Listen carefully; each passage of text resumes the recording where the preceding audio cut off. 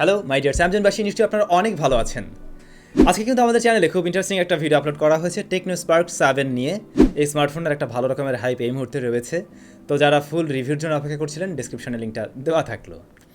ওকে, আজকে টেকনোলজির শুরুতেই কিন্তু আরও একটি ইন্টারেস্টিং নিউজ রয়েছে, আর তা হলো হুয়াওয়ে সম্বন্ধে। হুয়াওয়ে আপনারা জানেন যে তারা অ্যান্ড্রয়েড ব্যবহার করতে পারছে না, গুগল দিচ্ছে না, এরকম একটা ব্যাপার আর কি। তো হুয়াওয়ের নিজস্ব অপারেটিং সিস্টেম হারমোনি ওয়েস, যেটা আজকেই স্মার্টফোনের জন্য অ্যানাউন্স হতে যাচ্ছে বা লঞ্চ হতে যাচ্ছে। আমি যখন ভিডিওটা রেকর্ড করছি তখনও লঞ্চ ইভেন্ট শুরু হয়নি। আজকে ঠিক সন্ধ্যা 6টার সময় এটা অনুষ্ঠিত হতে যাচ্ছে। কিছু প্রোডাক্টও তারা লঞ্চ করবে, একই সাথে তাদের এই হারমোনি ওয়েসটাও তারা লঞ্চ করতে যাচ্ছে। তো দেখা যাক, তাদের জন্য শুভকামনা অবশ্যই থাকলো। কি কতদূর করতে পারে, ভালো কিছু করুক এমনটাই আমরা চাইবো। হারমোনি ওয়েস কী অফার করছে, কি কেমন থাকবে, এটা নিয়ে একটি ডেডিকেটেড ভিডিও তৈরি করা যায় কিনা অবশ্যই কমেন্টস করে জানাবেন, তাহলে নেক্সট টাইম আমরা কখনো এরকম কিছু একটা কভার করার ট্রাই করবো অবশ্যই। গতকালের ভিডিওতে একটি প্রশ্ন করেছিলাম, আপনি কি মনে করেন একটা স্মার্টফোনের ডিসপ্লের সাইজ কতটুকু হওয়া উচিত?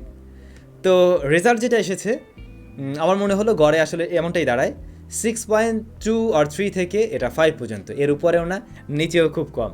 কিছু মানুষ নিচে চেয়েছেন, তবে এরকম জায়গায় বেশি রয়েছে।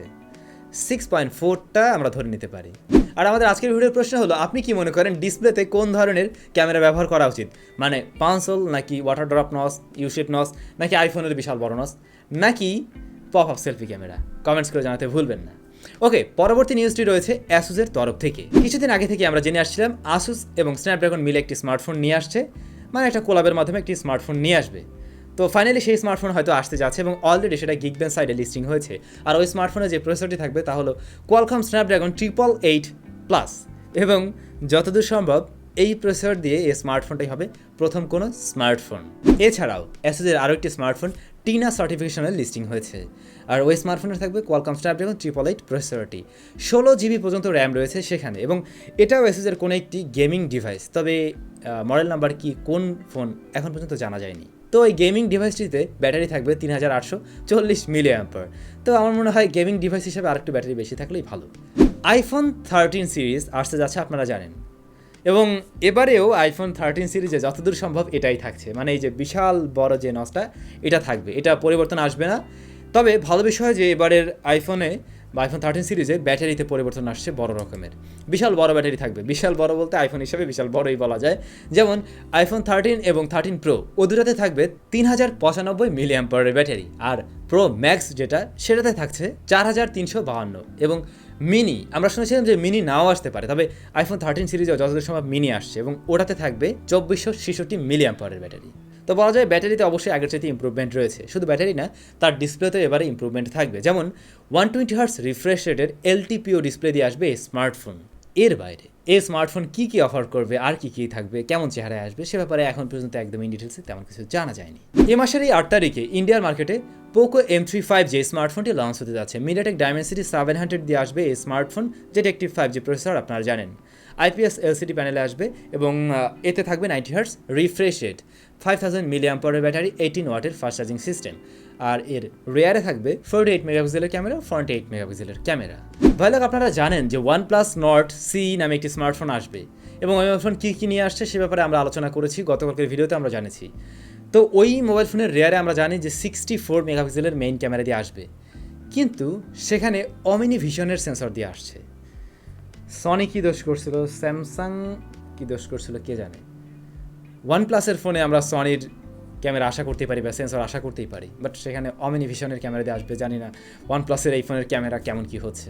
এর বাইরেও আরও দুটি সেন্সর থাকবে, 8 মেগাপিক্সেল আল্ট্রা ওয়াইড এবং 2 মেগাপিক্সেলের একটি ডেপথ মেবি অথবা ম্যাক্রো। তো প্রিয় ভাই ব্রাদার, এই ছিল আমাদের আজকের ছোট টেক নিউজ। আমরা চলে যাচ্ছি লাস্ট ভিডিওর কমেন্ট সেকশনে। প্রথম কমেন্টসটি করেছেন X12XT। উনি লিখেছেন, ভাইয়া তোমার পিছে এইটা কি মেশিন ধোয়া বের হচ্ছে? ওই যে ওই জিনিসটা, এটা মূলত ওই যে হিউমিডিফায়ার। এটা হিউমিডিফায়ারটা মূলত ঘরের আর্দ্রতা বৃদ্ধি করে, আপনারা জানেন। তো এই যে রুমে এসি চলছে আর আমার আবার স্কিনে সমস্যাও আছে, এই জিনিসটা নিয়ে আমরা একটা রিভিউ করবো বলে চিন্তা করছি। শীতকালে অনেকেরই প্রয়োজন হতে পারে। এমডি আবদুল্লাহ ভাই লিখেছেন, ভাই আনঅফিসিয়াল ফোন অফ হয়ে যাবে, বাট আমি তো মনে করছি পোকো F3টা নিব, তো আমি এখন কি করতে পারি প্লিজ জানাবেন। ভাইজান, এই ব্যাপারে আমি এখন আপনাদেরকে কোনো কিছুই বলবো না। ওই নিউজটা নিশ্চয়ই দেখেছেন, গতকালকে আমরা এটা নিয়ে একটা ভিডিও তৈরি করেছিলাম। তো ওখানে পড়লে আপনি ডিটেলস পেয়ে যাবেন আসলে কী দিয়ে কী হবে না হবে। বাট আমাদের মতো জায়গা থেকে আসলে কোনো কিছু এই মুহূর্তে বলাটা উচিত হবে না হয়তো। মাহফুজ খান, রিয়েলমি নার্জো 30A ফোনটি কেমন হবে? খারাপ না, মোটামুটি ভালো, বাজেট থেকে গেমিংয়ের জন্য ভালোই। তবে নার্জো 30A নেবেন নাকি রিয়েলমি C25 নেবেন সেটাও একটা বিষয়। তো এই ব্যাপারে কনফিউশন থাকলে এটা নিয়ে আমি গতকাল একটা ভিডিও দিয়েছি দুইটার কম্পেয়ার করে, সো ওখান থেকে দেখে নিতে পারেন। আবিদ হাসান ভাই লিখেছেন 65 ওয়াট চার্জার ফোনের ব্যাটারি লাইফ 9% ড্যামেজ করে, 200 ওয়াটের চার্জার দিয়ে কি হবে? ভাই এটা এখনও বলা যাচ্ছে না, আর এই যে চার্জারটা এটা মাত্রই আসছে, সো কী দিয়ে কী হয় এখনও বলা যাচ্ছে না। তো ভাই ব্রাদার সবাই অনেক বেশি ভালো থাকবেন, সুস্থ থাকবেন, আর হ্যাঁ এটার রিভিউটি দেখে নিন অবশ্যই। যাদের বাজেট 10, 11, 12-র মধ্যে রয়েছে তারা চাইলে অবশ্যই দেখতে পারেন। কেমন কী লাগলো কমেন্টস করে জানাবেন। আপনাদের সাথে দেখা হয়ে যাবে স্যামজনের আরেকটি ইন্টারেস্টিং ভিডিওতে। Bye bye.